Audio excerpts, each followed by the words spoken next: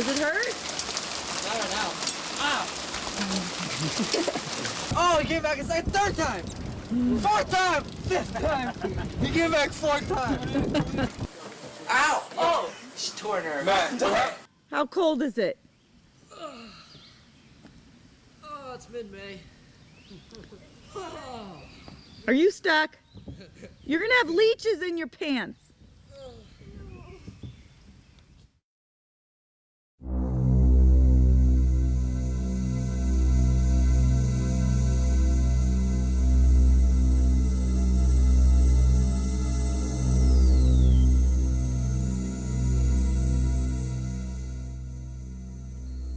Alcohol use is partially responsible for the 3 most common causes of teenage deaths: crashes, homicides, and suicides. Parents fear every high school graduation and the first 30 days of college, which are the most dangerous time in a student's life. Parents ask, where are my children? And are they drinking? Are they going to accept a ride home from a friend who is drunk? Is the designated driver sober? Are they going to drive drunk and kill someone themselves or their friends? What about all of the adults who started drinking in high school and are still a part of the drinking culture? Are they driving drunk? Has it become a part of their lifestyle? Drunk drivers have made the decision to drink and drive. Are there consequences to a lifestyle of no consequences? Mark and Marianne Angelillo were told at a police roadblock on Father's Day, June 20th, that their son Matthew was the victim of a fatal car crash. The designated driver, Stephen Corsello, age 17, drove his father's red Ferrari into an oncoming minivan after a night of partying in the woods. These high school juniors met the consequence of underage drinking and driving that night. We knew that there was an accident. We weren't sure if he was involved with it.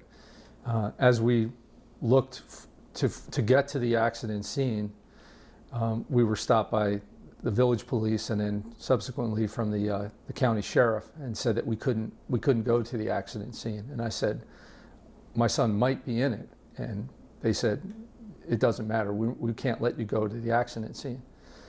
So shortly after that, a sheriff came up and gave me the news, which all parents fear. He said, there's been an accident, and I'm sorry, your son didn't survive. And that's how I learned of his death.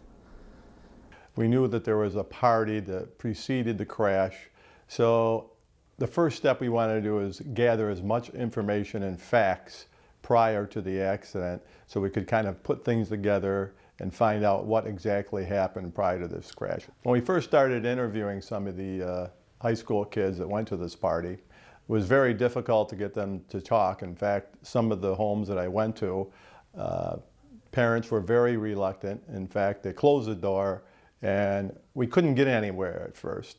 So we had to use grand jury subpoenas, and once we came to their homes with a grand jury subpoena and said, look, we need to interview these kids and find out what exactly happened. We do have to know who was there, what they drank, and we wanted to know where the alcohol came from as well, because none of them were of the age to buy alcohol. So with that in mind, we began interviewing them, and a couple of kids said, well, the party is always at Dave Hall Road.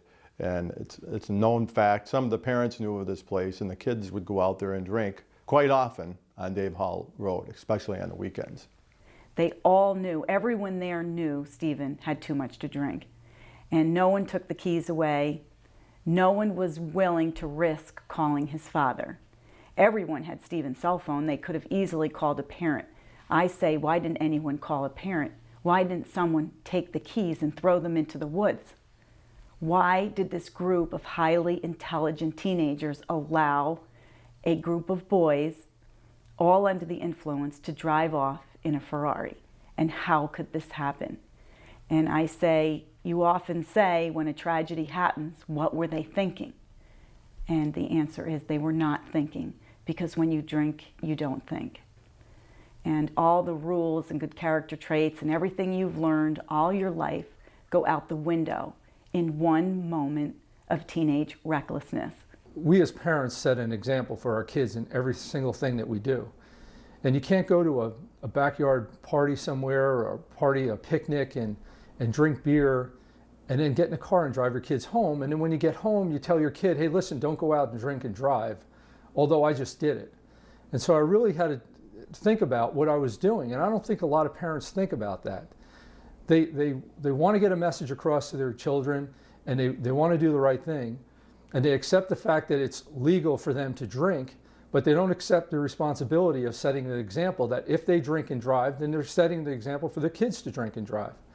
So I think we as parents need to model or mold ourselves into the condition that we don't accept drinking and driving, period. I had my first drink when I was 14. I was a freshman in high school. This is absolutely a party town. The mentality is that you can't have fun unless you drink. You know, drinking is the party. Alcohol is the fun. That spot on Dave Hall Road was a spot found by somebody who lived around there. And he found that spot, and it was just a great party spot. It was in the middle of nowhere. You know, it was far away from houses, so you could be there, make a lot of noise, drink a lot of beer, and nobody would hear you. Nobody would bother you.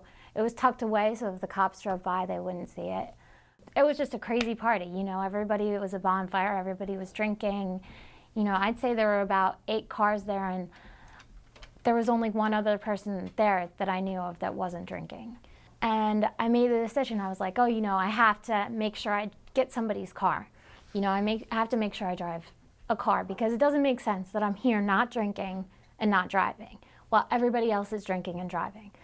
So I tried to get someone to give me their keys, and I was waiting for him. He didn't trust me to back it out of the woods, so I was waiting for him to back the car out of the woods.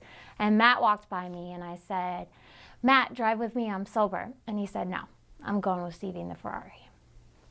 It was so ironic. I mean, I stayed sober that night so that I could drive a car home full of my friends and keep them safe. And I ended up going home with the only other boy that was sober. Every other car that left the party that night had a drunk driver behind it. To my knowledge, Matt never would drink and drive. He was even afraid to go over 10 miles over the speed limit. So he didn't really take chances. He knew what he wanted in life. He didn't take risks. I really wouldn't consider Matt a problem drinker or an alcoholic or any other name that you could fit under alcohol or drugs or anything like that. There was no pattern of it. I really can't tell you why Matt got in the Ferrari. When Mark refers to a consequence of no consequences, that a lot of adults do look the other way when it comes to underage drinking, because they look at it as a rite of passage that they did it when they were young. So they watch their teenagers do it and think that it's something all teenagers are entitled to do and have a right to do, because we had a right to do it when we were young.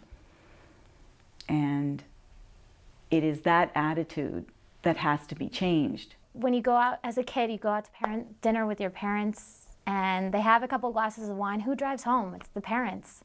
You know, so what do the kids think when, you know, they think, oh, I've had 1 or 2 beers, maybe 4 or 5, but I'm fine. You know, my parents are always fine to drive home, so I'm fine to drive home. You know, my parents always keep it cool, so, you know, I'll do the same thing. I'm all right. We take for granted the fact that we will drink to be involved in social situations. And we compromise our ability to make good decisions, whether we're driving or whether we're doing anything that has to involve decision making.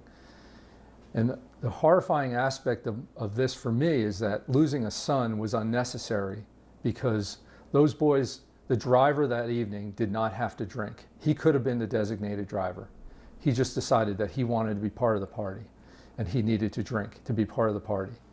And that's the horrifying reality of drinking, is that he did not accept the concept of the designated driver. He felt it was important for him to be part of everything, and he needed to drink and he needed to drive. And my son is dead as a result. And I chose to gather with people every day. And I always joked and said that I needed a lot of friends so I wouldn't wear anyone out. And I met with anyone who would meet with me. I met with friends, with strangers, with bereaved parents. Anyone who would listen, who would help, I met with. There's no one on this earth who could possibly do enough for me, because that's how much work it is to get through every day, every month, every year. It takes the utmost of strength to remain positive.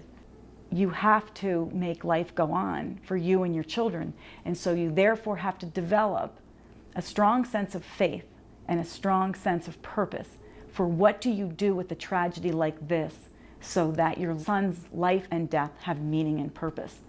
It's extremely complicated and it's extremely difficult, because not only do you lose a child, but you lose friends and you lose your fit. You don't fit anymore. The consequence of having no consequences was a thought that I had for months prior to the sentencing. I tried to imagine what could have changed in my life and in Matt's life so that this tragedy may not have happened. And I thought that we looked the other way too many times, that there was no consequences for times when there should have been. And I thought that this really is the consequence of having no consequences. There is kids right at the party that didn't want Matt to get in that car. They said, don't go in the car. So they're thinking that. They know what to do. They just need that little extra push if someone only grabbed a hold of them and said, no, you're not. And told Steve, no, you're not driving the car. We'll leave the car here. We're getting closer to that point. Now we're getting to the point where the kids realize there could be a problem here. Let's look out for one another. But they're just not over the hump yet where they'll physically grab someone that's intoxicated and say, no, you're not going. Don't ever get in the car when someone else is drinking, and don't let anyone else that's been drinking drive a car. That's what we have to do. I think it's really important to raise your kids with the awareness that, you know, the worst does happen. It can happen and it will happen if you aren't responsible. The horrifying reality of drinking is that it is so unnecessary. However, as a society, we have allowed alcohol to become a prerequisite to everything we do. We will continue to bury our loved ones unnecessarily as long as this culture continues to glorify alcohol. When you drink, you don't think, and that includes whether or not you're behind the wheel of a car. Our society will not tolerate reckless behavior, and this entire tragedy will forever teach the harsh lessons of poor judgment and careless lifestyles. The wave of grief sets in like a terminal illness. It isn't as bad as you can imagine. It's much worse. It's unrelenting and paralyzing. It causes physical pain and mental anguish. Life-altering is a term that best describes an experience of this magnitude. No parent should have to bury their child. It's very unfortunate, but I have a different kind of vision than you all have. And you do not want my vision, because I have fatal vision.